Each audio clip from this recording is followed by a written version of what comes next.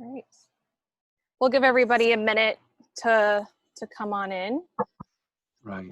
So is anybody, while we're waiting for everybody to join, what are you guys sipping on? Are you sipping on anything before we start?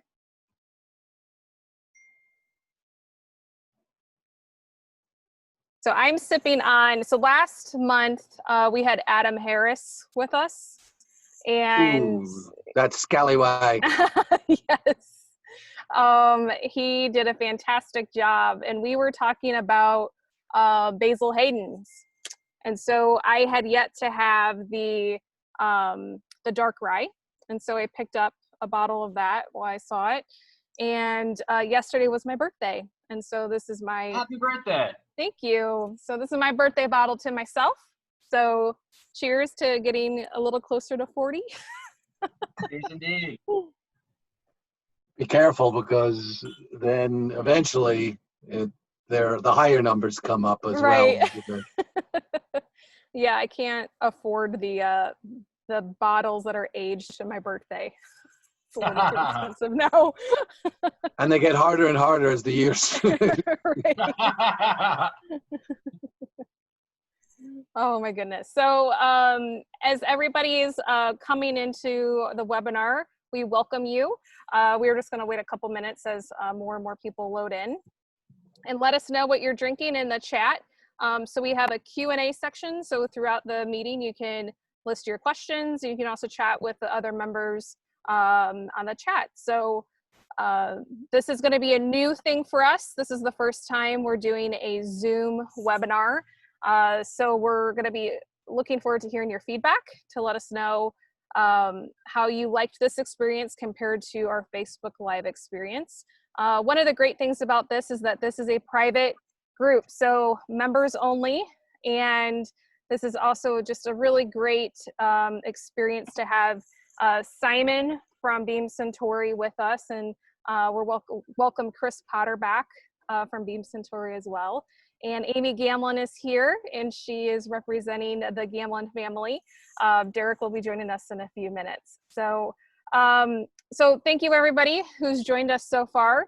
And just a little bit of Missouri Whiskey Society updates. You all should have received an email on Sunday that kind of gave you an update of the state of things. So, you know, with not having Gamlin Whiskey House as our go-to site, we are looking at ways of adjusting the Missouri Whiskey Society. We have some really, really cool ideas, some that have been given to us by members, others that we've been developing on our own and with industry people like Chris. And so we're really excited to start seeing some of these ideas come through fruition. So just be patient with us, because some of the things that we're working on take a little bit of time to get the pieces into place. And so we don't want to say anything until we know that we can do it. So thank you for being this patient so far, and completely understand when you have questions. So just email us and we'll be able to help you out. We also announced this weekend that we had to discontinue the ambassador level. The ambassador level was tied to Gamlin really closely with the liquor license and getting the product. And so since we didn't have access to that, and as we're revamping things, we will be able to look at a different way of giving a member add-on when we're working on that. So anyway, more details to come, basically, is what I'm trying to say on that. So today we are super excited. Like I said, we have Simon, which we have had a great time with Simon in the past with Missouri Whiskey Society. A few years ago, Simon joined us on one of our most epic trips. We, as Missouri Whiskey Society, drank our way across the state of Missouri, sponsored by Laphroaig. So here's the story. So Laphroaig was excited to do something with Missouri Whiskey Society. They rented a bus, they bought Chiefs tickets and kilts for everybody. And so Simon jumped on a bus with all of these crazy Missouri Whiskey Society people. We drove across the state to go to a Chiefs game, walked across the parking lot in our green kilts, and go figure, the day that we were there, they were playing the Jets, whom are green. And so everybody thought we were there cheering on the opposing team. We were in the Beam Suite, and we just had an epic experience. I think it was a lot more rowdy on the ride there than on the ride back, but it couldn't have been any better without Simon leading us through the tasting and through his toast and song. And so we are so excited to see your face again and welcome you back to the Missouri Whiskey Society virtually. And so before I pass it over, I know some of you guys were able to get the tasting kits, and so you will have in front of you the 4 items that Simon will be talking about. And if you don't have those, that's okay. Just drink what you have on hand, and we're just gonna have a great time. So without further ado, Simon, take it away. Thanks very much, Elizabeth. Is it possible to see everybody on screen? Can we see everybody? Is that from a With the gallery view? webinar, it doesn't look like we can. It looks like the webinar, it's just us. Derek, what's up, buddy? Yeah. Hey, Okay. Derek. Oh, and Derek's in the house. Woo! Nice. You're on mute, Nice Derek. cap there, Derek. Excellent. And in case you other folks, there we go. Good I'm man. good. How's So everybody good, doing? so good to see you. Great to And see so, you. and it's so good to join all of the Missouri Whiskey Society. It's been far too long, and but thank you for reaching out to me, and Dennis and Chris Potter. Thank you for getting me linked in. It is Gamlin House is certainly one of the nearest and dearest places to my heart in St. Louis, and I'm sorry to hear of the news. I hope to see better news in the future. You know, you've got our support when you're ready, and everything that you've done for us, for whiskey in general. You've played an important part for us in the Midwest. So thank you for everything that you've done and that you continue to do for us. So We feel the same way. Thank you.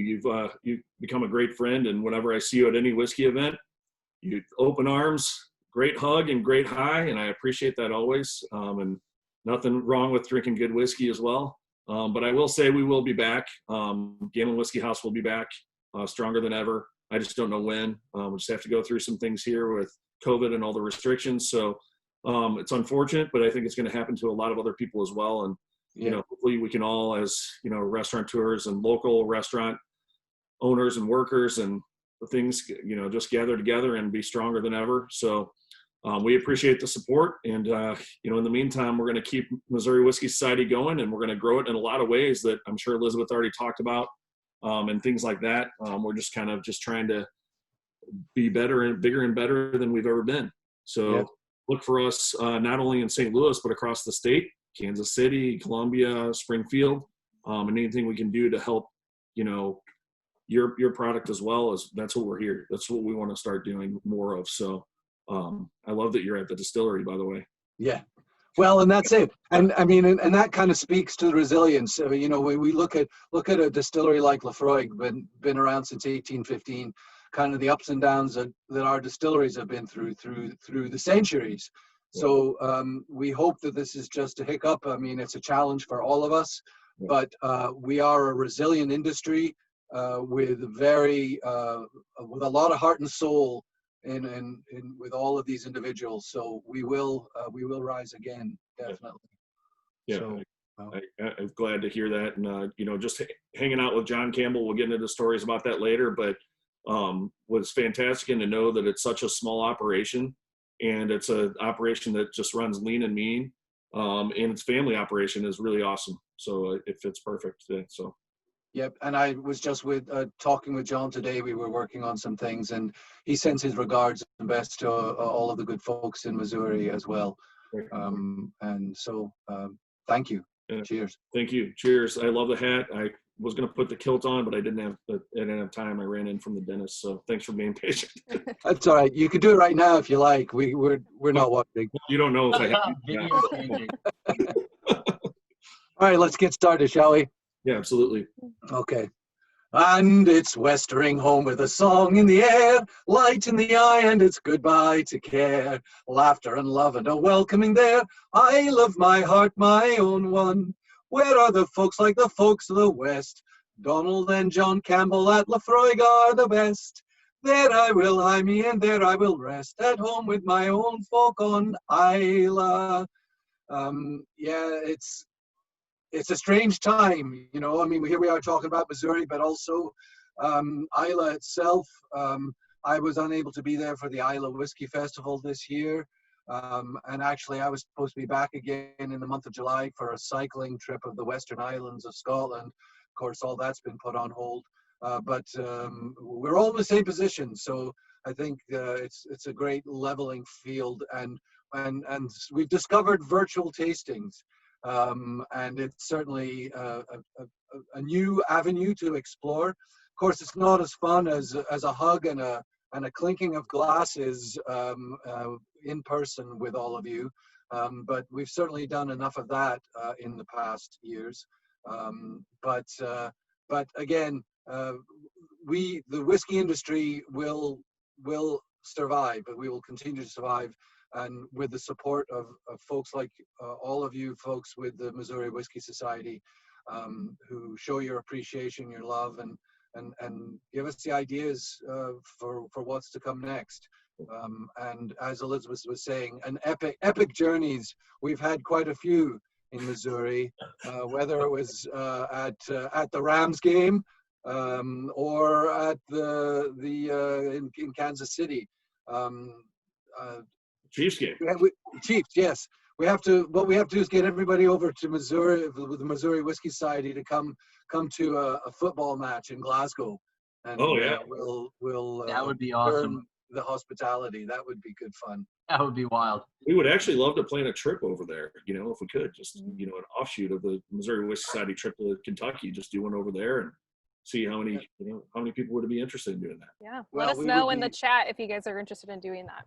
Yeah. Please Yeah, do. and as soon as we're open, because we actually, to speak on the pandemic situation for us on Isla, we have not yet opened the island to outsiders yet. At this point, they're looking at perhaps mid-July, but it's still, people are very trepidatious. Nobody wants to pull the plug on it and be the one accused of letting COVID onto the island. So pretty much we're waiting to see how the UK government proceeds, and we will proceed accordingly. With that said, our distilleries are up and running again. We had shut down for a while. It was the first time since we were shut down during World War II. And so again, for everybody's safety, because we work in teams and very closely in teams, and we have to figure out that new way of working in terms of production for us at the distillery. But we're here to talk about some whiskey and to taste some whiskey tonight. I've got some images I'm going to show you here. We're going to start off here. Can you see the opening screen there, the opening slides? Yes. I can. Yes. Mm-hmm. Absolutely. Great. So we thought tonight we would show you we taste through a selection of the lowlands of Scotland as well as the island of Isla, with a little bit of Auchentoshan. And stop me if you have any questions as we go along. Please feel free. And everyone, there's a Q&A section, so if you can put your questions in that, and we can monitor them during the presentation. Yeah, or put it in the chat or whichever, and please feel free to ask away. How many folks have been to Scotland? That's a good first question. That's a good question. I have not, and I I'm not also happy have about not. it. Well, So James Sterling has. excellent. Well, with a name like James Mike. Sterling, he better have been to He Scotland. belongs there. Chris Bailey's been. Someone's heading there on their honeymoon. Mike is heading there on his honeymoon. That's awesome. Oh well, Mike, please let us know. Reach out if you'd like to come to our distilleries. We'd be more than happy to help you celebrate your nuptial bliss. That'd be awesome. And, Email me and I'll connect you with Chris to. Yes, set you absolutely. guys Set up. him up with me and we'll be all set. Yep. Yep. Because and a few others have been and they've loved it. So yeah, it's a good crowd. yeah. Well, so we're looking forward to bringing everybody back again. It is a place near and dear to my heart. I've been in the US for a while now, but born in Edinburgh. My parents are from Glasgow. And I spend most of my time on Islay these days when I'm back in Scotland. But it's a great place to visit, and with whiskey as the kind of the backbone, there's so much to see and do, and there's so much to see and do outside of whiskey. But we're not talking about that tonight. We're talking about Auchentoshan, Bowmore, Laphroaig. Let's see here. So a lot of you feeling with this isolation, you might be feeling like kind of like this. Somebody mentioned I looked a little different. It's because I've grown a little shaggy myself due to COVID, but we like the shaggy look in Scotland. And this is what we call this a Highland coo, which translates to a Highland cow, a Highland coo. And they're big and furry, and you don't want to mess with them. So who's talking about Texas? You don't want to mess with Scotland there. So if we look at single malt Scotch, if we kind of bring you back to the basics, here's a little: where does it have to be made? Product of an individual what? Made exclusively from what? Distilled in what kind of stills? Aged for at least so. Single malt Scotch has to be made in Scotland, of course. We are the only country that our native spirit actually is named after the country. Think about that.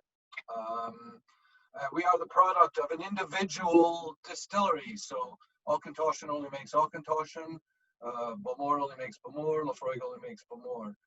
Made exclusively from what kind of grain? Malted barley. Compare that, you had Adam Harris on just the other week. Adam, of course, is talking about American whiskey, which bourbon by law is 51% corn. But for us, a single malt Scotch means that it is made out of malted barley. That's the only grain to be used. What kind of stills? Distilled in copper pot stills. That's what gives us, so one of the influencing factors that gives us the different flavor styles are the copper pot stills, because each copper pot still at the distilleries have their own unique size and shape, and that contributes to the flavor, to the mouthfeel, to the viscosity of the spirit, those copper pot stills. How many years? Any folks out there know? Minimum of 3 years. And in what kind of casks? Oak casks. You know, we've tried others in the past. We've tried pine, but there's too much sap in the pine. Oak is a beautiful, beautiful wood. And particularly for you folks in Missouri, we love you guys because of your American white oak, of which the majority of it is harvested from Missouri forests. The beauty of American white oak is it grows very tall with very high canopy. So what that does for us in the whiskey industry and in the barrel industry, it allows for very long staves, clean staves that can be cut from those trees. Which then is great because then you don't get knots in the wood. When you get knots in the wood, you get a lot of leakage from the casks. So that's why you don't see a lot of Scottish oak, because Scottish oak, if you look at a Scottish oak tree, it doesn't grow very tall because it grows like this, because it's trying to find the sun, because there is no sun in Scotland.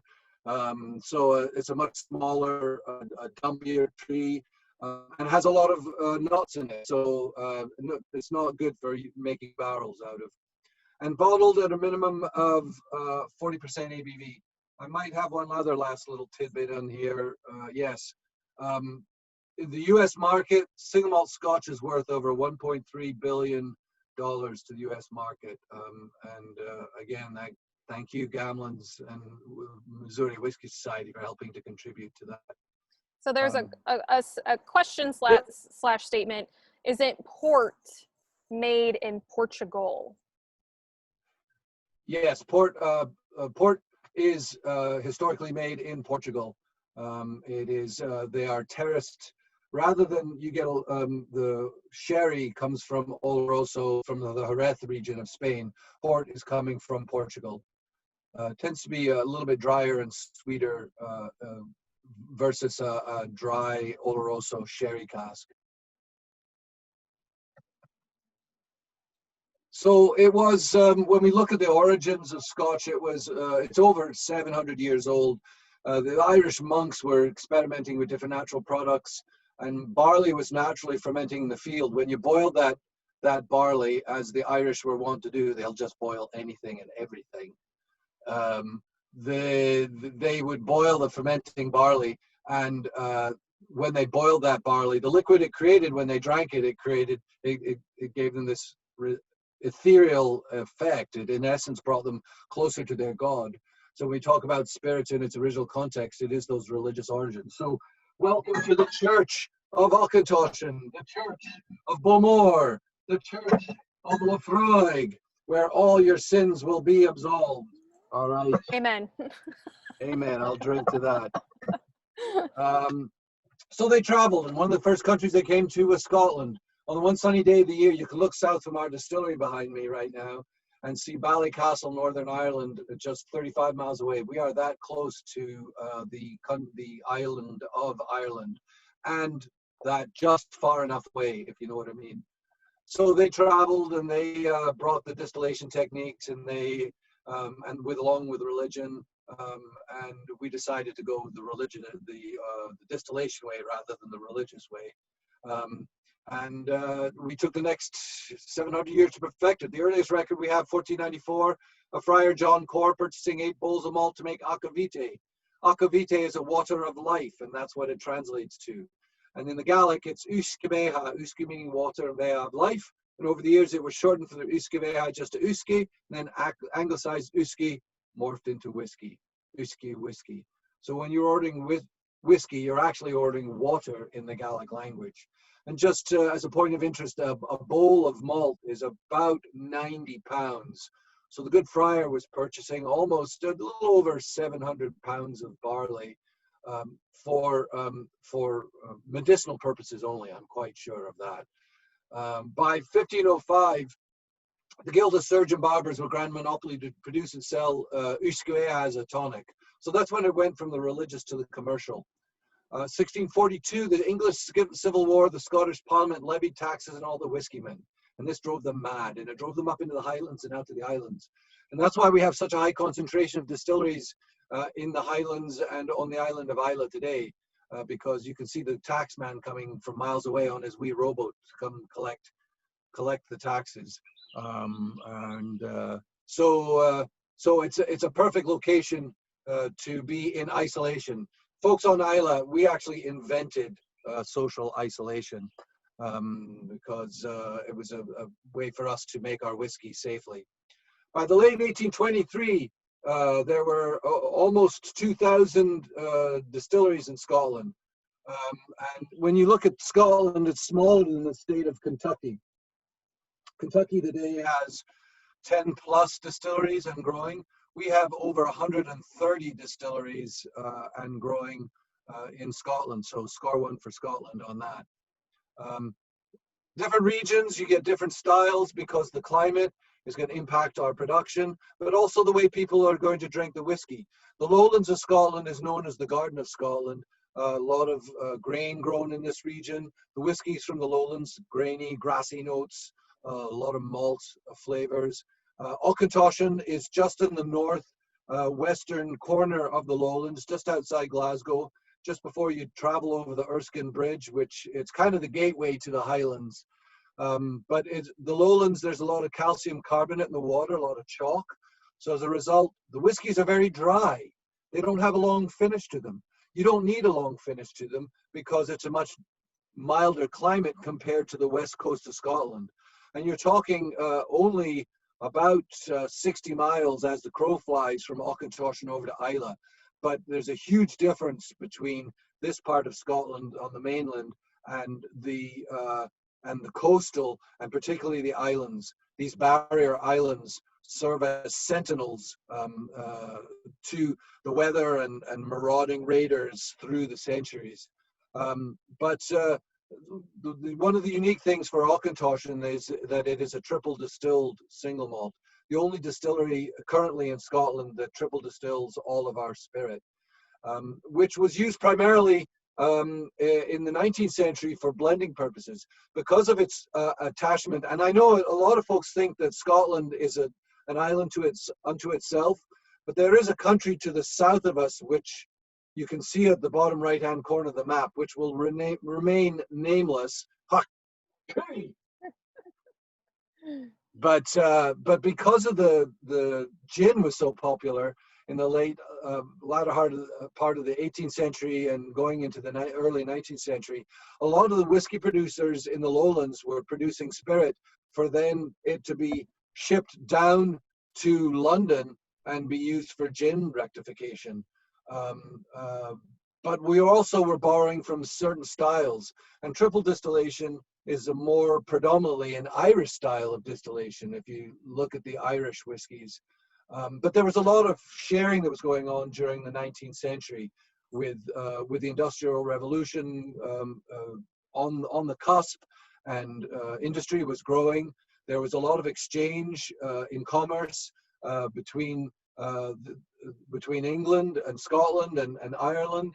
And one of the things was certainly we borrowed from the Irish, the triple distillation techniques, because it made a lighter style spirit that was more palatable for the general public.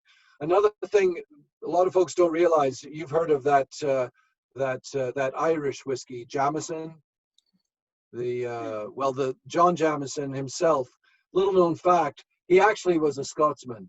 Don't tell the Irish, that's our little secret. So that's the lowlands of Scotland.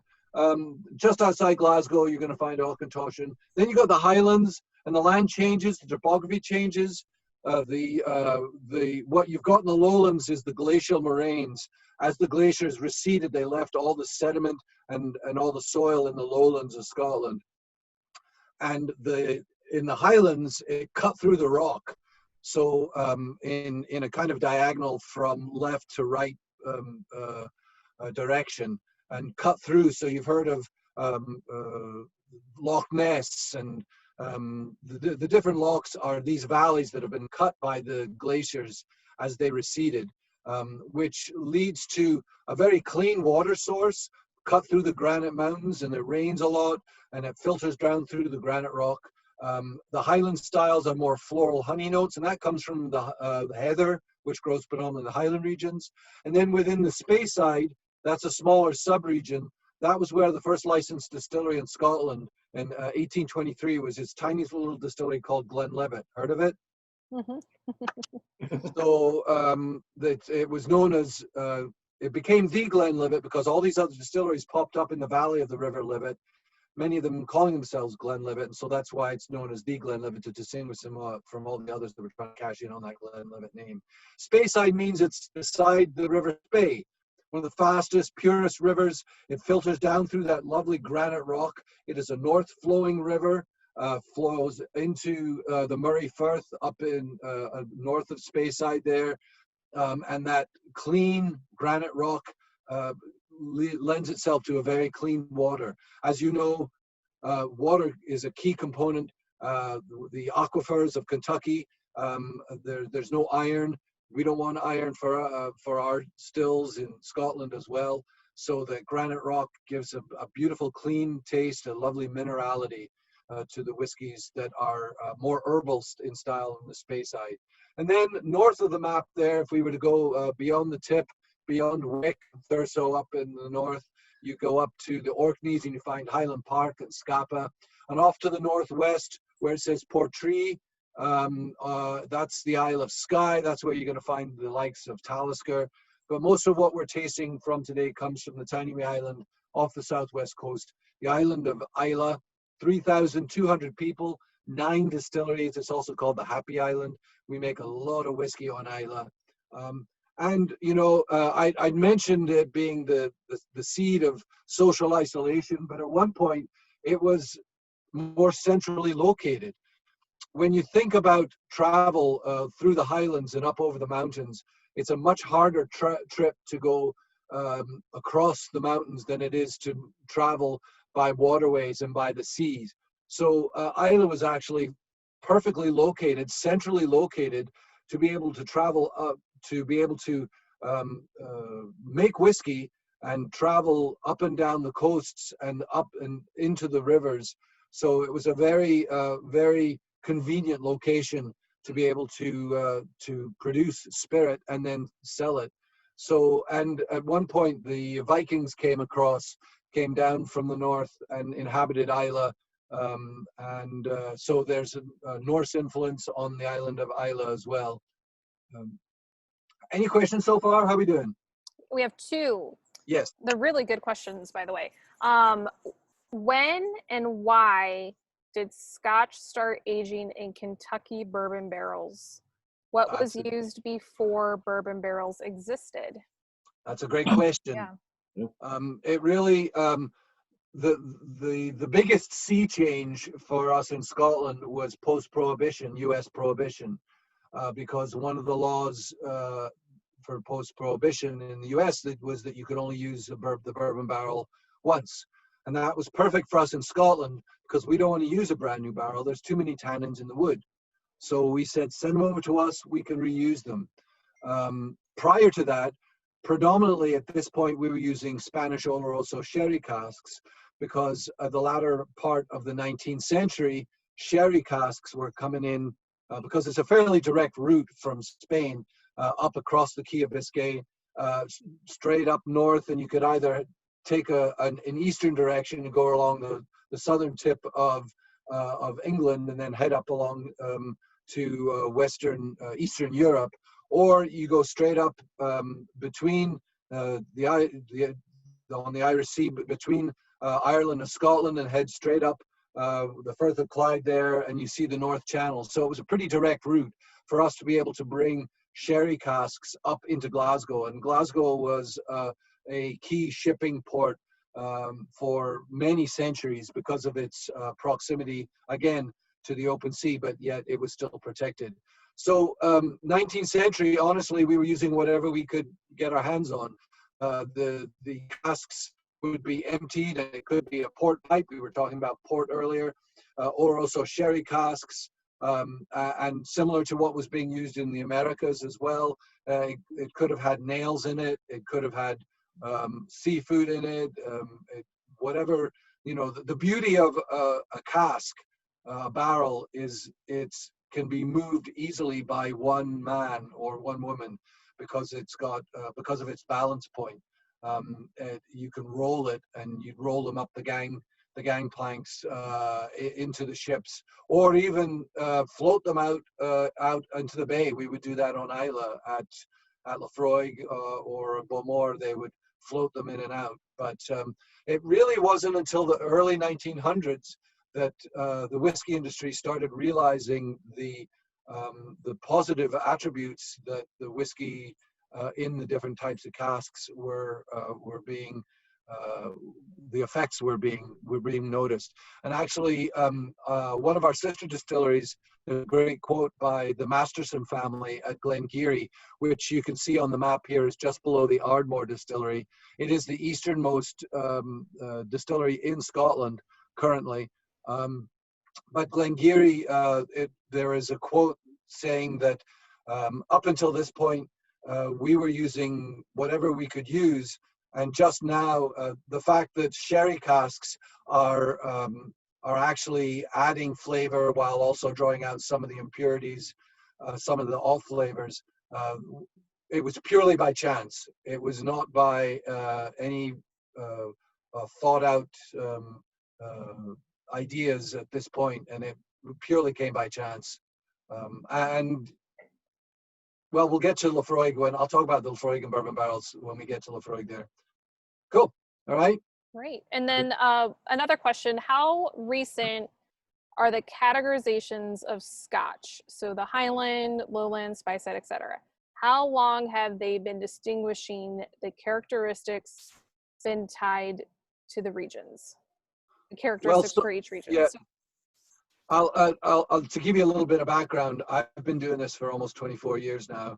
When I first came in, I came in with one of the first groups with Diageo that was first promoting the classic malt series. For those of you that know the classic malt range, that was the Lagavulin, Dalwhinnie, Kalila, Royal Auchentoshan, what else? from just outside Edinburgh. So that was a bit of a marketing campaign, but I mean, people have long talked about the stylistic differences. Certainly the weather itself is going to impact the style of the spirit.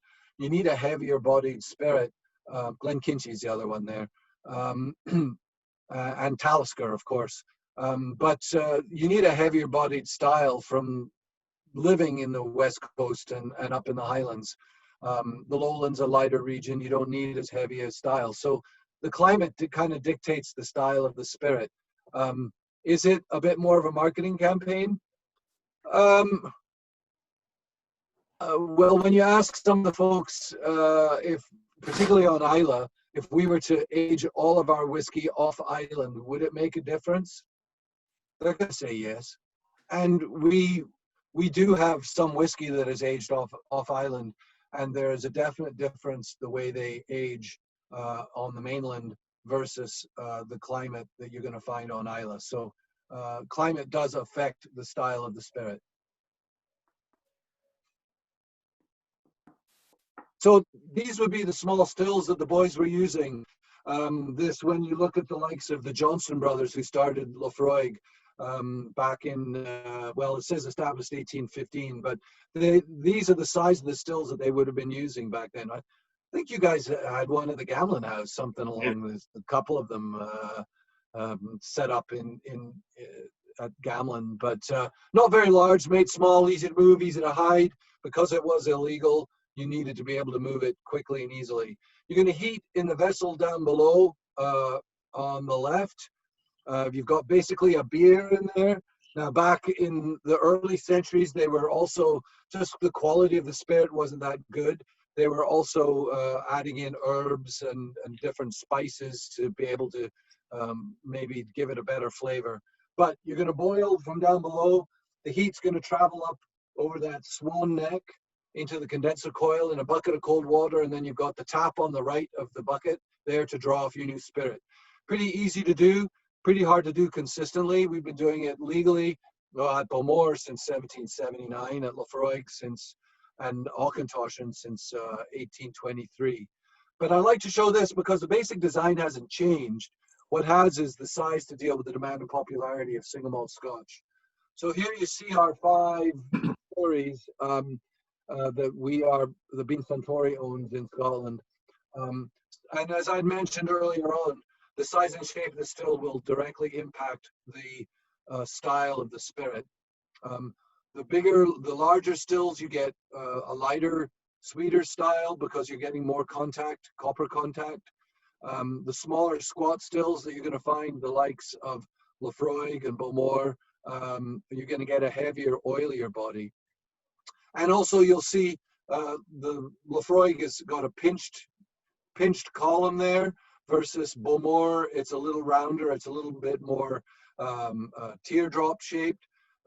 So we're going to trap in more of those flavors in the boil ball with Laphroaig, some of those heavier solids at Laphroaig, whereas with Bowmore, without that pinch, more are going to travel up over the top and escape. It's really cool to see all those next to each other. Mm-hmm. Yeah, I always get asked, so what's the main difference between each of the whiskeys? And it's a combination. It's a combination of size and shape of the stills. Glengarry's are actually fairly small stills, but we also have a very long line arm. The line arm is, if you look at the Laphroaig, that's a good example. It shows you that it's a little bit higher than a right angle, which is unique for Laphroaig, because what that does is that more condensate then travels back down into the boil ball, which gives us a sweeter style spirit, particularly with these smaller spirit stills. If you think about copper contact, you think about this conversations happening. Originally, you're talking about just beer when it first goes in the first still, but then it becomes a spirit after that. Excuse me, I just some water here. And it's really, Whiskey is very simple. It's all about adding water and removing water, and then adding water and then removing water. We add water to grow the barley, to start the germination, to get it growing, and then we remove the water in the malting in the malting process by drying it over the peat fires, and then we from there we're going to grind the barley down, and we're going to add water to that. And that's now the mashing process. We create the wort, we send it on to our stills, and then what do we do when we're distilling? We're pulling the water out, we're separating the water and the spirit. And then it goes into the barrels, and what happens then? Well, technically we do add water to add filling strength, but then the barrels breathe, and they breathe a lot of that water, a lot of that condensate away. So and then we add water when we bottle many times, and then you're also going to add water when it comes to tasting your whiskey sometimes as well. So it's about this give and take with water. Water is our friend. It's there to help us. It just helped me out, actually. Are the numbers next to the stills the capacity per batch? Those are actually capacity per still. Per still. So Ardmore is a 15,000 liter still. Auchentoshan is 2,600. Glengarry is about 2,500. Laphroaig is at 4,000, and Bowmore is at 2,500 as well. They're much smaller stills. Ardmore is a beast. It's a big one, and it's a great Highland whiskey. Majority of Ardmore actually goes into Teacher's Highland Cream blended Scotch. But we've done in the last few years. There's one called Ardmore Legacy, if you're interested. It's a peated Highland, and Ardmore and Glengarry at one time were all peated Highland whiskies, and I'll talk about the peat a little bit later on with that. But Glengarry is it's our little gem of a distillery, and great little malty, buttery style spirit. 1799, the Glengarry distillery, and it's pronounced Geary, exactly the way it's spelled. So, moving on. Hey, one question. The copper, why is it so important for the still to be copper? Because it's cheap. It's also very malleable. It's easy. It's also because of its heat retention. And seriously, at the time, it was the best element available to us when we had the small stills. But also, you get what are called copper sulfites, which are going to pull some of the unwanted impurities out of the distillate as we're distilling. But it's also going to add some flavors as well. When you look at these copper stills, and when you're beside one, they are the thickness of a penny. That is how thick they run. Now, as they run, think about these as just glorified tea kettles, right? Okay. And with a rolling boil, there are certain sections of the stills that will wear sooner than the others. What we call the shoulders, the sides of those stills, get a higher concentration of heat, and it'll wear away faster along there. And up at the top of the line arm, right at the angle there, that is a higher concentration of heat as well. And we'll replace sections. Usually it takes about 14 to 16 years to wear through these stills.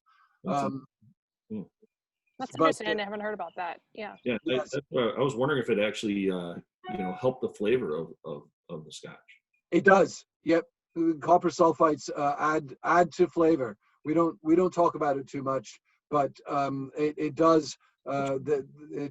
While pulling some of the unwanted heavier solids out, it's also adding some flavors to it. And you'll see with these photographs, particularly with the Glengarry there, you can see that middle section. It's actually the coppersmiths build them in sections, so we can replace sections rather than have to replace a whole still. Nice. Thank you. Yeah. So let's dive into the lowlands of Scotland. Auchentoshan. Auchentoshan means the corner of the field. And when you look at a lot of these whiskies, the names of the whiskey will tell you where the boys were hiding their stills. Auchentoshan was the corner of the field. Bowmore means the big bend, the big rock. Laphroaig means the hollow by the bay. There was no GPS, there was no ways back then, so you needed to know, and so the name gave you an idea of where the stills were to be found.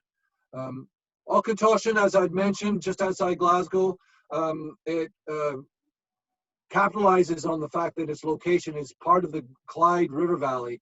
So you see the Firth of Clyde there coming into along the side, the west coast of the lowlands there by Ayr and Irvine, up around Greenock, and then the River Clyde will then cut into just right in through Glasgow there.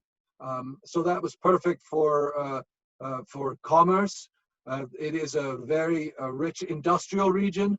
It used to be, Auchentoshan was in the corner of the field, but now it's in the corner of an industrial park. But this was also a very prominent shipbuilding part of Scotland, the Clyde River Valley, so much so that during World War II, during the Blitz, the Germans actually did bombing runs up the River Clyde, and the Auchentoshan distillery was hit one night. One of the buildings was leveled down to the first floor, which still today, it still only has the first floor. It doesn't have a second, or it doesn't have a peaked roof to it. And as well as one of the warehouses got hit. So the Germans must have thought that they'd done something right with the kind of explosion that came from that one warehouse. We were able to protect the other ones as well. But Auchentoshan, it is that triple distillation that we were talking about. When you look at the three stills from right to left, the wash still is the first still of the distillation run. It is where we're going to take the beer, put it into the still, and distill it up to about 25% ABV. You'll notice there's a window halfway up the still. That's what we call our sight glass. What that is think about it. If we're going to put a beer into this kettle and we're going to heat it up, what's the first thing it's going to do? It's going to froth, it's going to foam. So our stillmen, what they'll do is they'll watch to see the foam coming up to that sight glass, and when it reaches that sight glass, they'll know it's time to turn the temperature back down again for a lower boil. Now, there's some distilleries you'll visit where there's no sight glass there. What you'll see would be a tennis ball hanging from a rope from the rafters. And what the stillman will do is similar to a bell ringer. They'll hold on to the bottom of the rope, and they'll bang the tennis ball against the side of the still, and they'll know where the liquid is in relation to the sound as they bang it against the side there. So Scottish ingenuity there for you. So now normally in most distilleries you'll see pairs of stills, a wash still and a spirit still, but what's unique for us at Auchentoshan is our triple distillation. We have what we call our intermediate still, which is the one in the middle. So we're going to distill up to 25% alcohol, send it on to our intermediate still, where we are going to distill it up to about 62 to 65% ABV. Now, for most distilleries, that's the stopping point. But for us at Auchentoshan, we are going to send it on to our third still, our spirit still, where it's going to distill our spirit up to around 81 to 82% ABV. What that does for us at Auchentoshan is that higher strength allows us to extract more out of the wood. The lighter style lowland whiskies are very light in style. We have a beautiful whiskey that I've had cocktails in Missouri with you guys with the American Oak. Very light style bourbon cask, beautiful whiskey, but that's kind of classic of the lowland style. So by distilling up to that higher strength, we're able to extract more out of the wood. And that's a key component for us in shaping the flavors for us at Auchentoshan. these are the types of casks that would have historically been used. The question to come up earlier. We've got the bourbon barrels at 200 liters, the quarter casks, which are smaller bourbon barrels at 125 liters, the Spanish or also sherry butts at 500 liters, and then you've got your hogshead at 250 liters. 90% of the barrels today are used American bourbon barrels, and that goes back to post-prohibition. But the sherry butts, and just to give you an idea of cost, an American bourbon barrel for us to purchase used will cost us about $130 to $170 used. If we were to purchase a sherry butt, it's upwards of $900 to $1,000. Oh, So that's wow. another reason why we're using more of the bourbon barrels, because they're cheaper. Also, the quality of bourbon barrels today, because the bourbon industry is doing so well, we are able to really be able to count on the quality of the casks. Sherry butts are much more suspect. The sherry industry is in a rapid decline. The quality of the casks have long been suspect, and it makes it much more difficult to invest all this money in a cask that you're not quite sure if it's going to help your whiskey or ruin your whiskey. So we have to be very careful with the quality of the sherry casks today. And that's why some of the distilleries have their own bodegas. Macallan is a good example of that. We actually work through a third-party vendors for us with our sherry casks from Spain. So with just looking at the barrels, when they're purchased, they have to be reseasoned, or do they have to be reconditioned before everything's put in it? Because I know they dry out really pretty fast. Yeah, well, so there is at Laphroaig specifically, what they'll do is they'll dump in Kentucky, they'll put a plastic bung in, and they'll ship them whole. Okay. So the boys in Scotland, they pull that bung out, and 200 liters of fresh Kentucky air come rushing out. Okay. There are some distilleries that break them down, the barrels down into what we call shooks, which are the individual staves. They'll ship them over that way. We ship them whole, and we'll do a pressure test to see if the seal is still good. Some distilleries do what's called dechar rechar, which means they're going to scrape the char out and refire the wood. We're not going to do that. We're going to pretty much just take the casks as they are, make sure that they're sealed tight, and if not, then do repairs that way. It's cheaper because as I mentioned, the quality of the casks are so good these days. Yeah, that's great. Mm-hmm. Great. Well, I just want to be mindful of our time, and we also oh my goodness. Yeah. We haven't had any whiskey yet. Oh my God, I've been going on. No, it's great, but I know that there are some people that have some beautiful things in front of them they're anxious to taste. And I'm one of them. Me too. So here we are, thank goodness. You're all so quiet, it's hard to tell. So our first whiskey is well worth the wait. This is Auchentoshan 12-year. This is a combination of bourbon and sherry casks. This is a beautiful 12-year-old. Now, when we say 12 years, we're using a combination of 12, 13, 14-year-olds in this bottling. Have a nose of that. And when you're nosing, number 3, everybody. On your samples, it's number 3. Thank you, Elizabeth. Yep. Sorry, I didn't mean to interrupt. Okay. No worries. So this one, we're going to start with the Lowland. It's the lighter style. This one is bottled at 40% ABV. Have a nose. Now, when you nose it, open your mouth, get your nose in the glass, but part your lips. It's not very sexy looking, but the whiskey it tastes sexy. And by opening your mouth when you nose it, it's cutting the alcohol. You're getting more of the flavors, less of the alcohol. And that classic Highland style, there's the floral, the honey notes, but there's also, there's some, with the sherry cask, we're getting a little bit of some fruit notes to it as well. And I'll offer our first toast of the evening. And when you're tasting, place the glass more towards the middle of the tongue, because when you sip at the front, you get the sweet, which is fine, but you're also getting the heat. The alcohol sensors are in the front part of your mouth. So by sampling, tasting middle of the tongue, more of the flavor, less of the burn. Here's the toast. May the best you've ever seen be the worst you'll ever see. May a moose never leave your pantry with a teardrop in his eye. May you all be hale and hearty till you're old enough to die. I wish you all the best as I wish you all to be. Cheers. Cheers.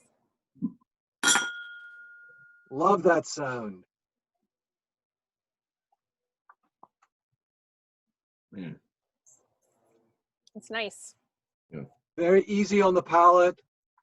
Very nice. Lovely finish. A little chewy, a little dryness, and that's coming from the sherry cask. Now, if you've got some water, all these whiskeys take water differently, and they take water differently for everybody here, so it's a matter of personal preference. But water is your friend. It changes the viscosity of the spirit. You find more of the depth of the spirit that way. When we're sampling in the warehouses, we're nosing the casks. We would make it to lunch if we're actually tasting. But when it comes time to actually taste, we will add water and bring it down to 20% alcohol. So you find the depth of the spirit that way. You find all these other flavors that are deep within that whiskey. So this is Auchentoshan, beautiful whiskey. A lovely way to kind of start the evening. There's a little bit of, there's some citrus notes on this as well. Now, a lot of you have a hard time pronouncing Auchentoshan. So I put this mnemonic together. Think Sir Sean Connery, Auchentoshan into the river much easier than you can. Okay? Man. So now every time I see him, I'm going to want to drink Auchentoshan. Perfect. That's great. So that's Auchentoshan from the lowlands there.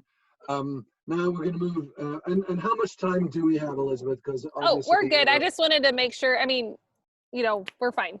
Okay. I want to make sure people were sipping. Yeah, good. That keep me honest. Yes, I appreciate that. Any questions so far? Well, we've had some. Any with the... There's one, but I'm going to save it to the end. Okay, cool. Yeah.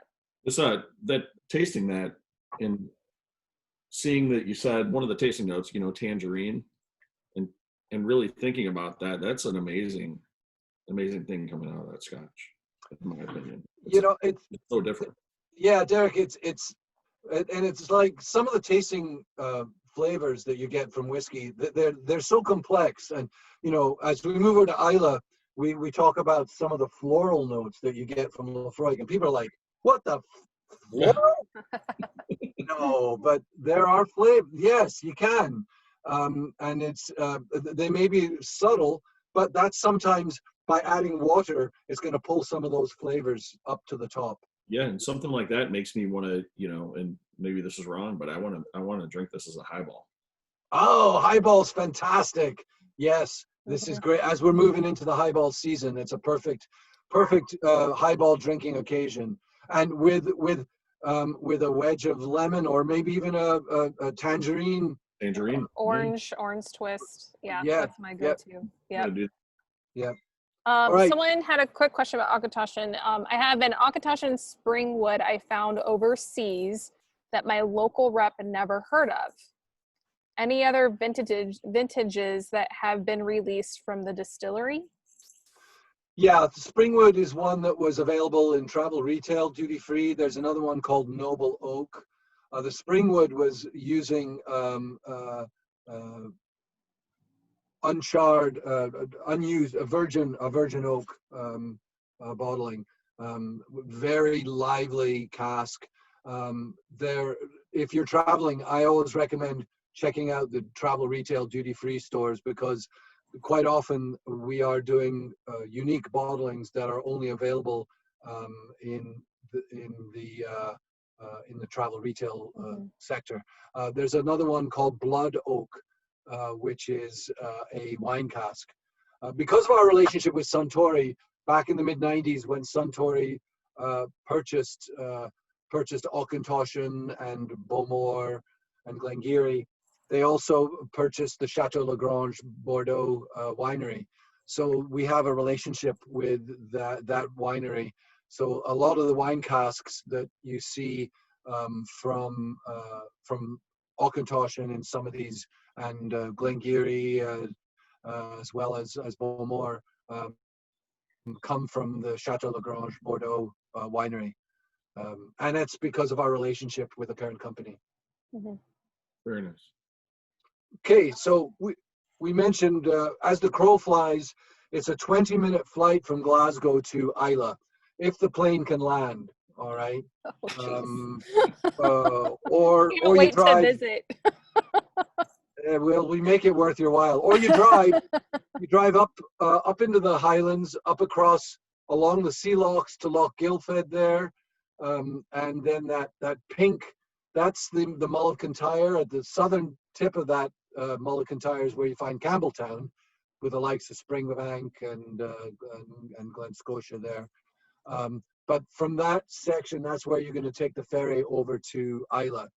Now, the Johnson brothers, when they were going to and from, I think I've got a slide, it would take them the whole day to get from Islay to the Mull of Kintyre, to that pink region there.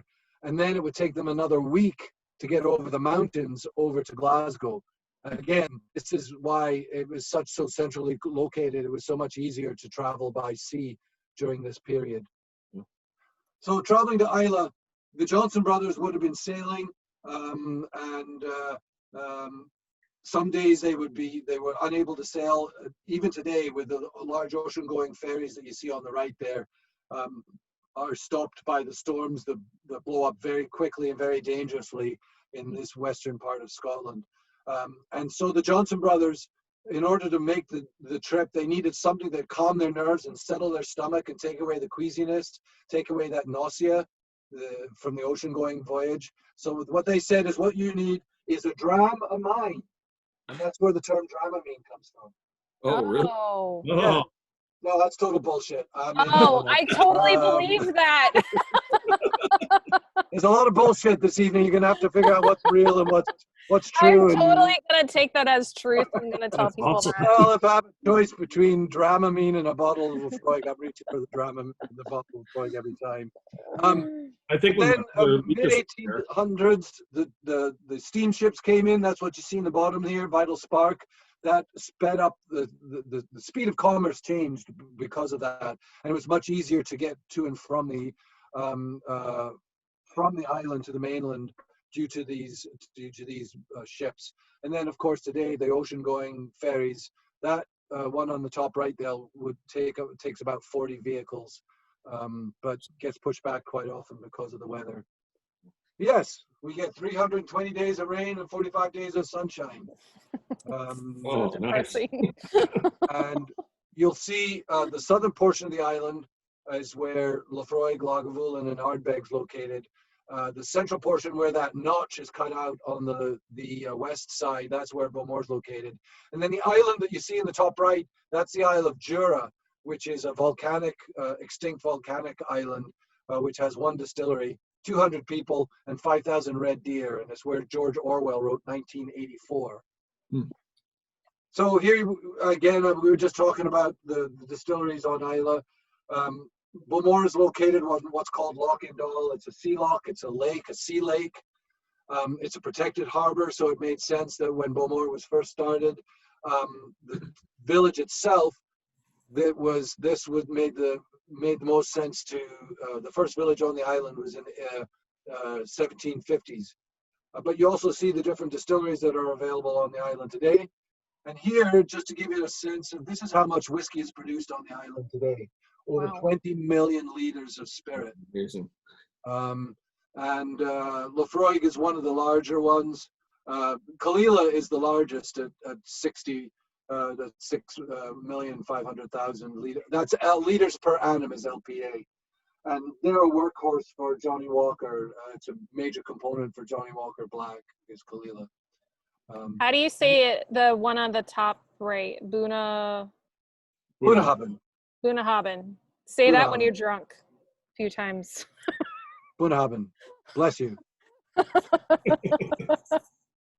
And yeah, so and actually this is an outdated map, because between Bunnahabhain and Kalila there is a new distillery called Ardnahoe, which just went into production this year for the first time. So that is the new 9th distillery on the island. Nice. Okay, Bowmore Laphroaig. There are, all the single malt distilleries are using the same thing: barley, water, yeast. We touch a magic.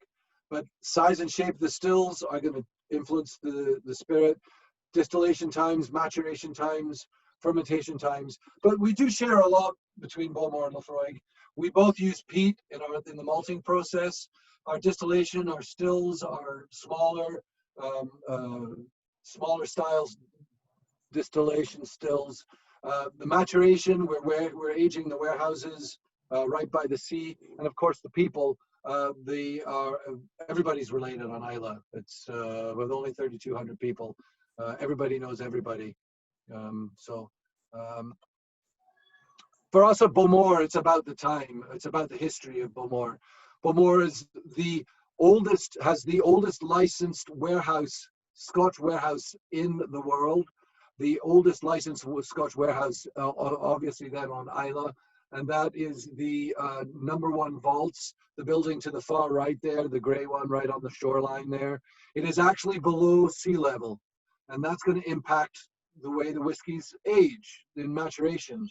The history plays such an important part. You know, I talked about the making of the establishment of Bowmore, the village. One of the first things they built when they were building the village was a church.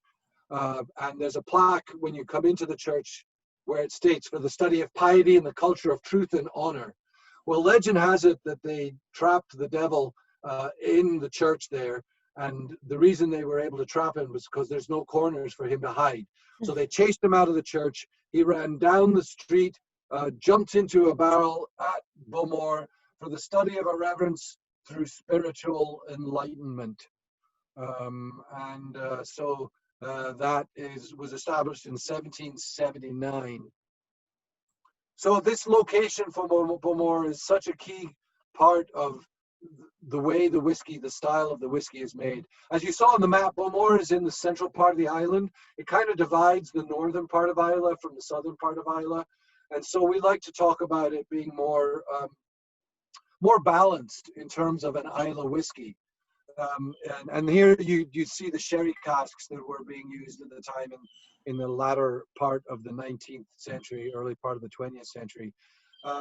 We like to think of Bowmore as a balanced Isla whiskey. So if you'd like to grab your Bowmore, which number is that, Elizabeth? 4. 4. Number 4. Now, I put both of these photos up because there is, we just stopped using the Bowmore darkest packaging. The Bowmore 15 on the right side is the new packaging. It's the exact same liquid, but, oh, you have the new packaging. Excellent. Yeah. But you may see bottles of darkest out there, which is the packaging of a bygone era. It is still the exact same liquid.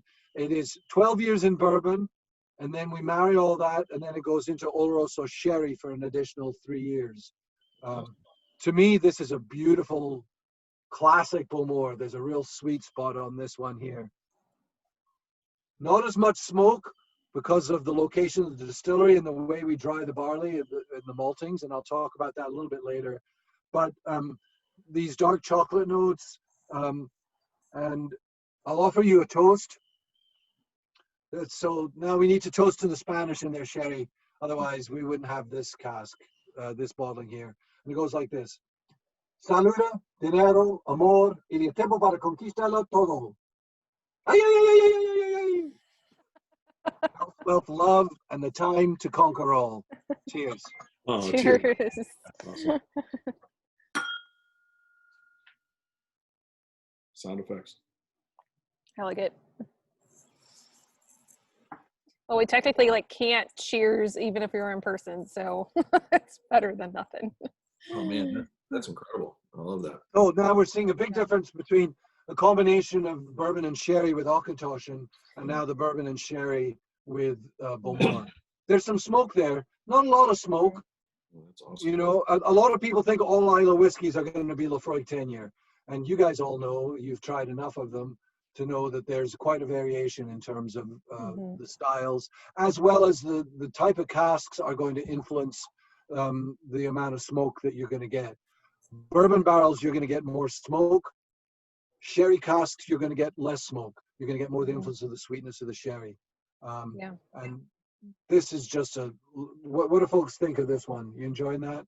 Great. I really love the color of it, to be honest. Like, for a lot of bourbon drinkers out there, you look at this color and you're going to kind of be reminded of bourbon. And when you taste it, it's a little bit easier to the palate. So yeah, and bottled at 43%. So, but definitely the sweetness of the sherry comes through. Yeah. And they talk about the dark chocolate. This with some dark chocolate, fantastic pairing. Yeah. It's a great. Or if you want a little bit drizzled over some vanilla ice cream. Yeah, Oh, it's very fantastic. creamy. Yeah. Yeah, I'm going to try a lot of oils from more of that creaminess. In this case, is coming from more of the sherry casks. We're going to see a little bit later the influence of the bourbon barrels with the Laphroaig quarter casks. Nice. So that's one more. You know what? I think it's time for a song, ladies and gentlemen. We're all going to have to sing along here. All right. So you know the melody. All right. So here's. All right. Now we're going to Zoom choir. You ready? I'll lead it, and everybody join in. So bad. You ready? Yeah, you guys, come on. I might have to mute my microphone. Oh, no fear, no fear. Dive in, the water's fine. Here we go. Bowmore's a whiskey, sweet and strong. Doo-dah, doo-dah. Pour me a glass and it won't last long. Oh, the doo-dah day. The distillery by the sea is a spirit best for me. I'll put my money on the best in town. All praise to the smoky bee. Woo! That was fantastic. I'm a terrible singer. By the way, we are recording this. I know. We're going to have to look at this again. Oh, It's being documented. so bad. Thank you for that. Oh, yeah. Yeah. Zoom doesn't work very well for sing-alongs, but that's all right. A little delay in a weird way. It makes my Yeah. voice sound strange. So just so you know. Yeah. Oh, That's it's all the right. Zoom. It's Zoom's fault for that. It's the Zoom effect. Zoom effect. All right. It's time to go to the other side of the island, the hollow by the bay. There's Laphroaig there from above. There's the hollow by the bay. That's what Laphroaig means. Where it says Laphroaig is our #1 warehouse there. By the sea, similar to Bowmore. All the distilleries are located on the sea because that was the mode of travel. So it made sense that you're going to put your plant, your distillery, right on the water, so you can get easy access on and off the island. I'm amazed how close that is to the water. I mean, it's right on the water. Oh yeah, there are times when the ocean has broken through those walls there, when the storms have really buffeted the island. Behind where it says Laphroaig, you see the 3 dark-topped roofs. Those are warehouses as well. Those are that's 7, 8, 9. If you look up to the far left of this photo there, you'll see 4 more warehouses. Those are what we call the remote warehouses or the road warehouses. There are microclimates at these distilleries. The warehouses down by the sea are much cooler, damper compared to the ones over by the road. So if we want more wood influence, we're going to put our spirit in the warehouses up by the road. If we want more distillery character, for example, if with that cooler, damper climate of the #1 vaults, if we want to slow things down a little bit, if we've got a cask that's been sitting a long time, 25, 30 years, and we want to slow down the maturation, we're going to put it in the warehouses over here by the sea, where it's time kind of slows down quite a bit by there. So just a crazy question, but which house do you sleep at when you're there? I stay in Port Ellen, and actually, yeah, when you look just to the left of the L of Laphroaig, that's John Campbell's office there. Okay. And then at the end of that building, you see a kind of a U-shaped building. That's the old farm from 1908. Cool. And just above that is John Campbell's house. That's where wow. John lives. That's awesome. And the other homes on the left side of the photo, that's the village of Laphroaig. That was back when it was all self-sufficient and everybody would live on site. That doesn't happen today. Really That's what awesome. those. That's great. So we are, along with Bowmore, we are 2 of the 6 distilleries that still grow our own barley. 20% of our barley comes from our floor maltings. We soak the barley, 7 tons of it for 2 days, lay it out on the floor, let it grow for 6 days, and then we need to dry it. And our fuel source is peat. Peat. What do you call a 2,000-year-old Scot? Peat. What? What is he talking about? What is peat? Well, peat is grass, plants, moss, vegetation. If we were to leave this in the ground another 500,000 years, become coal. So peat is young coal. And Pete's on the left, Ian's on the right. He's one of our peat cutters. And he's showing you the section that we use at Laphroaig for drying our barley. The cool. section above his hand is still green growing vegetation. So that gets cut, but then it gets put back on the ground after we cut out the sections below that. So it continues to grow and regenerate. And then if you go below his lower hand, that's a hotter fire. So folks will use that lower section below his the low hand to heat their homes and cook with. We're going to use that section he's showing us there to dry the barley. So we'll dig March through June, we'll hand cut it, lay it out in the field to dry, to cure, and then by the fall it's dry enough to be able to use to heat homes, cook with, but most importantly for us for drying the barley. So that barley's been growing for the 6 days. We shovel it into a chute that takes it up into our kilns, which is a 2-story building with a pagoda chimney top. And here you actually, a rare photo of John Campbell actually working. Yeah. The man works all the time. But what I wanted to show you is the 2 different styles of drying barley between Bowmore and Laphroaig. Bowmore gets the fires going hot, like you see on the top left. So it's kind of like a beach bonfire that night.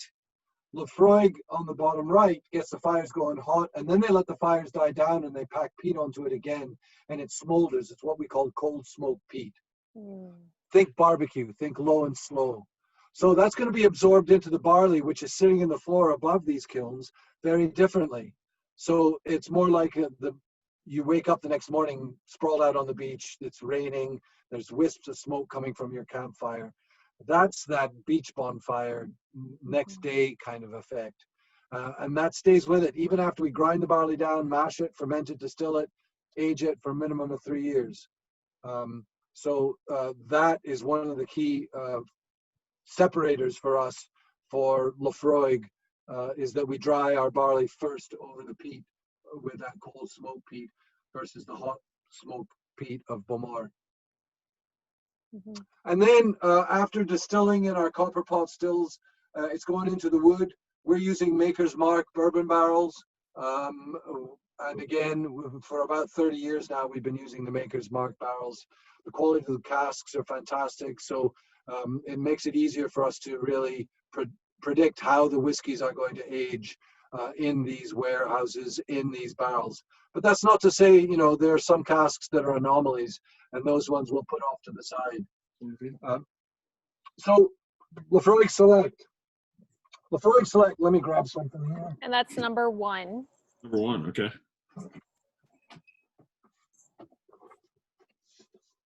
So Laphroaig Select uses a combination. We're selecting different types of casks in the maturation of this whiskey. So these are the 5 casks that we're using. 2 different types of sherry, Oloroso and PX. 2 different size American oak barrels, 200 liter and 125 liter. And then we're using a new American oak cask, which hasn't had anything in it, virgin American oak.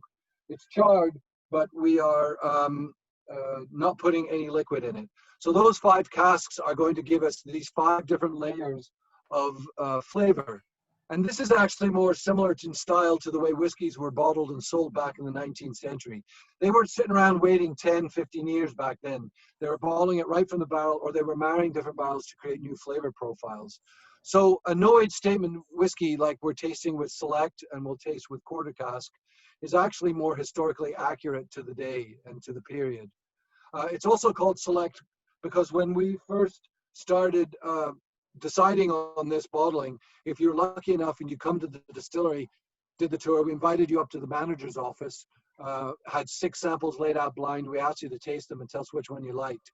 And this one was the winning selection. So that's why it's called Select. So let's have a taste of it, shall we? And that's number 1 on your tasting, Matt? Yes. All right, so here's the toast. Let's hear it. Here's a bottle and an honest man. What would you wish for more? Who knows when his life may end, what his share may be a care. Then catch the moments as they fly and use them as you ought. Believe me, happiness is shy and comes not always when sought. Slanja. Cheers.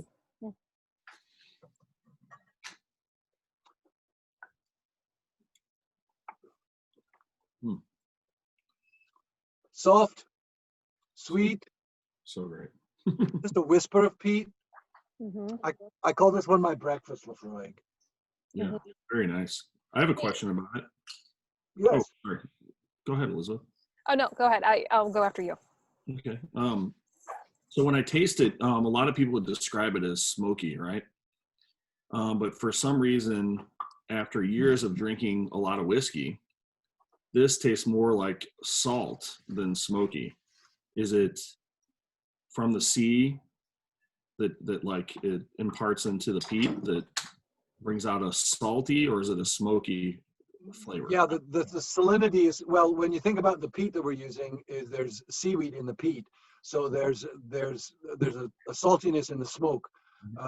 But also in the warehouses by the sea, we were talking about this earlier, in terms of location. These warehouses, the island's only 20 miles by 25 miles across, and you're stuck out in the middle of the Atlantic.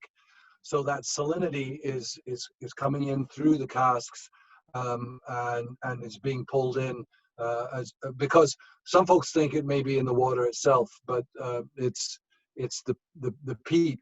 And there's a difference between peat and smoke. Smoke tends to be more woody. Peat is a little bit more seaweed, a little funkier, a little marshier, and then there's a saltiness to that as well. And that's why I asked the question, because when you initially drink Laphroaig, of any Laphroaig, sometimes people are saying that's too smoky or it's too peaty, but they typically say smoky. But once you get past that and you think about it as a different flavor, then you start to really crave it and like it. So the way that happened to me actually is John Campbell asked me to drink an entire bottle with him. Once I did that, I started craving the flavor instead of like thinking it's an off-putting like taste note. It actually was something that I started to crave. So I think that happened to my mom as well. This is her favorite Scotch. Was it? Because she got past that point of thinking that it's just too smoky and off-putting, and thinking about the salinity or something else that makes it a little more palatable. Yeah, Derek, that's such a great point, because that people have that negative experience, and I say have a second taste, have a third taste, because then you start to find the other layers. It is a beautifully layered, and the 10 year is a classic. I think somebody's got 10 year. They're enjoying a 10 year tonight. But the younger whiskeys tend to be a little bit more forward. This one isn't as forward smoke as the 10 year. You're getting a little bit more sweetness. This to me is a little bit more sherry forward. But the smoke is there, definitely, compared to the Bowmore. And I just wanted to mention that because I just think that's, you need to have a few drinks of it before you really judge it. Yeah. Well, and sometimes that's hard to do with a lot of spirits. People these days instantly want to get it, and as we all know, it takes some time. Sometimes it takes years to find the flavor, the flavors in it that you enjoy, and that's the beauty. Is going back. I know in this isolation, a lot of people are cracking open a lot of bottles that they've had hanging out in their basement for a long time, and rediscovering some classic whiskeys that are really they just hadn't touched in a while because they thought it was only one thing. And then as your palate changes and as you mature, you are also going to have a different experience with it as well. So it's not just the whiskey changing, but it's you changing as well. Yeah. Hey, Derek, remember our first Whiskey Society holiday party? We did the Laphroaig video. Yes. Okay, do you remember what we were tasting for that?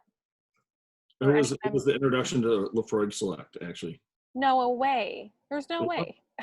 Okay, because I was really anxious. When we poured the samples, I mean, I didn't take a sip of it because when I had that Laphroaig the first time, I thought it tasted like a basement, like a musty basement. I didn't know which one it was. When I'm drinking this right now, it's delicious. There's a brightness to it. Like, I don't know what happened. I don't know if that was a different Laphroaig that we had that night, or if my palate has. That party was that's why the party was developed, because they wanted people to actually taste something that wasn't necessarily off-putting, is a little more palatable for the mainstream, maybe, right? Is that what it was? Yeah. And the other thing too is this is great for cocktails. Laphroaig Select is fantastic for cocktails. The Laphroaig Select highball is delicious. Yeah. Really oh, really? I'm going to try one. Before, right now, I would never have ordered Laphroaig because of that first experience. Now, I will totally drink Laphroaig. You didn't drink an entire bottle. Well, I'll have to get another bottle. Try that out. Challenge accepted. It is great. It's fantastic. Yeah, it's very good. Very good. Yeah. And I like the saltiness comment. I think that's true. Like, it does, like, I would want to eat fish with that. Like, that's delicious. Yeah. Oh, that's a nice pairing. Mm-hmm. Well, food of the region goes well with whiskeys of the region. We have fantastic scallops. I mean, John Campbell used to be a lobster fisherman, but the food of the region just marries beautifully with the whiskeys. Yeah, seafood there's got to be great. Yeah, oysters the size of your head. Yum. That sounds great. Okay, so this is me on my way to school. No, but these are actually the quarter casks. These are the barrels that historically were being used to bring the whiskey to market. Two men could lift one of these and put it onto the side of a pack horse to bring to market. So this was we started working on this 15, 16 years ago, but it didn't come to market until about just under 14 years ago. And that's quarter cask. This is, hey, just a little tidbit for you. If you like the quarter cask and you see it in the stores on the shelves, on the tube there, where there's a little watermark just below where it says quarter casks, the perfect marriage on the tube. Check out the watermark, because the first year bottling of it on just the tube, not the bottle, they spelled whiskey wrong. They spelled it whiskey K-E-Y instead of K-Y. So if you find one that's got this one, that tube there. Amy's gonna look at it. My eyes are better. The other thing I'm gonna ask you to look for in that tube, can anybody find the bottle floating in the waves there? Oh. On the tube. Oh, right there. Yeah. Oh, right there. Very nice. Right here. You want to show it so everybody can see it? Yeah. There's a little message in the bottle there. Drink me. So quarter cask, one of my favorites. We were talking about the creaminess in the 15-year Bowmore. Yeah, there's a creaminess to this one as well. But what we discovered, the quarter casks, is that we did some experiments early on, and we let them sit too long in the quarter casks, and you might as well have been chewing on the side of your desk. There was so much wood. So we backed off on their time in the quarter cask. So it's 5 to 11 in the 200-liter bourbon, and then about 8 months in the quarter casks. And I just love the dynamics of this whiskey. It's Whereas the 10 kind of rolls right up through the back, this one dances around, and that's why I like to call it the Wild Child. We need to have a toast. We ready? Let's hear it. Here's to the Wild Child. Here's to fighting, cheating, stealing, and drinking. If you fight, may you fight alongside my brother. If you cheat, may you cheat death. If you steal, may you steal another's heart. And if you drink, may you drink with me. Cheers. Cheers.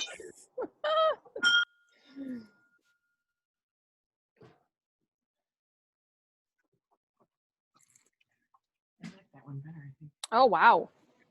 Different taste That's very experience. nice. All same liquid, but now you get a big burst of sweetness and a touch of smoke, and then it goes dry. Yeah, Very that's dry. delicious. I used to hate Laphroaig, and I have totally changed. That's it. It's amazing. Bottle. Welcome to the new world, Elizabeth. So, one of my favorite Jim Beam products is actually Jim Beam Quarter Cask, and I think it's very rare and hard to find, but I enjoy it. Why would I enjoy both of these quarter casks next to each other? Why is that? Well, one of the reasons this Laphroaig Quarter Cask is as popular as it is because you get more of the bourbon influence. Yeah, maybe that's So I think you're for a bourbon man, I think you're getting more of the vanillins, more of the caramel, the lactones, the coconut notes. But there's also a creaminess to it as well. And right about now, you're a Canadian whiskey man, by the way. Pardon? No, I'm just kidding. Well, so but I feel another song coming on. Oh, yes, geez. I do. All right. You gotta help me sing. Yeah, Sing along. Okay. more people will help. Okay. You ready? Hey, wait. Give me Wait, one what's second. is there a, Okay. okay. You ready? Okay. Yeah, you have to sing along, Amy. You ready? Here we go. Glory, Glory, glory, glory, hallelujah. The taste of Laphroaig will never fool ya. It's a garbage can on fire. The smell of burning tires. It reminds me of my home. Cheers. Oh, cheers. Thanks, Amy. Oh, that was an octave too high for Better than before. It's so bad. My kids are walking in, watching this. Come on. There's a reason why I moved my dog in the house for this. Look at that. Like Goodness. 10 people dropped off right after we started singing. Yeah, I realize we've gone a little long here. Yeah. There's John. There's the man himself. It is. And I know he's. That's a spent young some good John. time. That is a very young John. Yeah, he just turned 50. He just celebrated 25 years at Laphroaig. Great. Wow. Will you please will you please say hi to him for us whenever I you will get home? absolutely. Yes. We'll be there sooner than later. And come check out your land. Make sure you become a friend of Laphroaig. I'm sure you guys all own your own square foot of land. Yes. Yeah. I think I did that. Yeah. Excellent. Yeah. Come. We'll put you in your boots. Give you a flag. Love Shove you it. out to the field, and you go find your plot. And if you're Love it. geographically challenged, you can GPS it now. So. Nice. Oh, that's awesome. So this is a few years ago, and I'll just wrap it up soon. We invited a number of friends to come for a gathering. 300 people showed up. 10% of the population of Isla showed up. And everybody got a pair of boots and a glass and a flag. We went out, marched out, spelled out FOL. The old group was a little rowdy for a while. It looked like FUL. It's just a long message. That's 10% of the population? 300 people. Wow. That's awesome. Yeah. But there was a gentleman from the Pacific Northwest who was a lifelong friend of Laphroaig who had passed away the year prior. So one of his wishes were that his ashes be spread on his plot. So as ambassador, I carried his ashes, and we spread his ashes and raised a glass to his spirit. To me, that speaks to the passion people have for this whiskey, that they'll travel the world and beyond for a dram of the finest. So we don't call it Pete anymore. We call it Larry. That's awesome. That's pretty awesome. I mean, to have had that moment, I mean, for you to do that, that's pretty amazing. Yeah, we get people engaged on the plot. Mm-hmm. We get children conceived on plots. We are the only distillery that carries the royal warrant, and it's definitely something that we are very proud of. It recognizes sustainability and contributions to the community. and sound ecological practices. So it's something that we are very proud of carrying. Oh, okay, we got one more. And Oh, we're gonna no. finish one more song. Oh no. Okay. Yep. I need another drink. This is okay. I can't do it without Amy. Come on. All right. Long one. Here we Oh, go. hard one. I'll start you off. I'll give you the basic. Da, da, da, da, da, da, da, da, da, da, Okay. da, da. Okay. Okay. Now the last part. If you don't like it, we'll kiss my association with you. Laphroaig Select. Okay, so that's the last part. Ready? Here we go. We're gonna send you off into the night. We've come from the cold and frozen north for booze. For booze. And Laphroaig is the Laphroaig is whiskey that we want. We Or choose. We choose.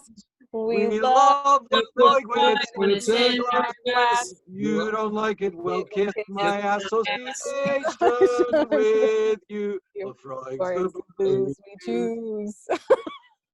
Okay, that was horrible. That was Oh, really bad. It's so bad. I'm sorry. It's my fault. I'm not a singer anymore. Oh my no, goodness. we get a lot of rainbows in Scotland. The pot of gold at the end of the rainbow. That's fantastic. Okay, so I have a good question I wanted to hold for the end. So from Brandon, of all the distilleries and variants within your portfolio, Simon, which of them is your absolute favorite?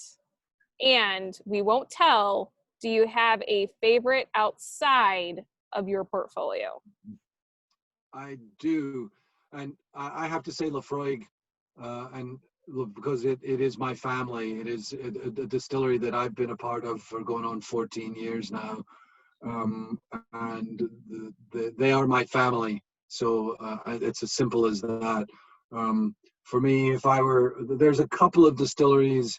I'd choose between two outside the Beam Suntory portfolio that are my favorite, couple of my favorites. One is Springbank from Campbelltown, because they screw the world. They will make what they want when they want. And then the other one for me is Talisker on the Isle of Skye, which is one of the most magical islands aside from Islay in Scotland. So yeah, Talisker and Springbank. Great. Excellent, excellent. Well, this, as always, is very amusing and educational. So thank you. Well, thank you, and I'll send you off with one more toast, okay? And it goes like, well, Slàinte of course means good health, which is so important today. It's more important than it's ever been in just during these times. But here's the toast, and it goes like this: to the cause that needs assistance, to the wrongs that need resistance, to the future in the distance, to the good we all can do. Slàinte. Slàinte. Thank you, guys. Thank you so much. Yeah, I miss Missouri. We miss you. Oh my Yeah, gosh. for sure. We've had so much fun together. Yep. Well, we will do it again. Absolutely. So stay in touch. Elizabeth, you and Derek, and give my best to your family, please. For sure. And let's get you guys over to Scotland sometime. Definitely. Can't And wait. I'm serious about, like, planning a trip to go over there, because I think that just from what my mother and my brother said, they had the most fantastic time, and they really haven't stopped talking about it. Anytime we drink any kind of whiskey, they talk about that trip. And I think we need to do that as a team, Missouri Whiskey Society. Cheers. Well, we'll take good care of you. Yeah, I know you will. All right. All right. Well, thanks everybody for joining us. And like I said, we are working on some big changes and some exciting things with Missouri Whiskey Society. Just give us some time, because we have to work through these details that take time to get to. But we are excited for the future. And just if you have any questions in the meantime, you know how to reach us, and we'll be happy to answer them. So good night, everybody. Yeah, thank you so much. I appreciate it. All right. Cheers. And, thank you to Christopher Thank you. Potter, Thank too, you. for helping set it all up. Oh, All right. Yeah. Cheers. Have a Cheers. great night, everybody. Good night. Bye. everybody. Cheers.